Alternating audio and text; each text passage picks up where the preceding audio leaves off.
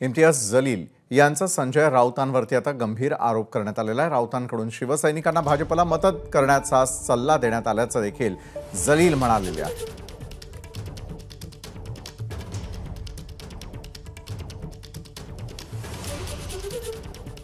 स्वाभाविक आहे की जेव्हा काही 12 उमेदवार होते आणि 13 उमेदवार होते, 12 सीट्स होती, अशा प्रकारचं जे होतं, तर 11 सीट्स आणि 12, तर ते हे घोडेबाजार तर होणारच होतं। कोणाला पाडायचे आहे हे सगळ्यांना माहीत होतं, तर तशा प्रकारे हे करण्यात आलेलं आहे।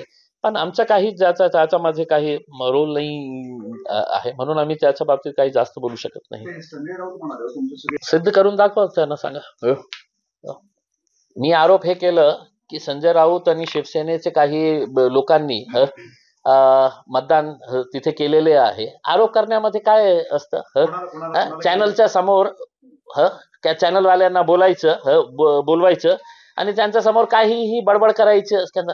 मी आता चॅलेंज करतो की संजय राऊतांनी सांगितलं होतं त्यांचे काही शिवसैनिकांना की भारतीय जनता पार्टीला कशा मतदान करायचं आहे, आणि सगळं सेटिंग जे केली होती ते संजय राऊतांनी केली होती। आता का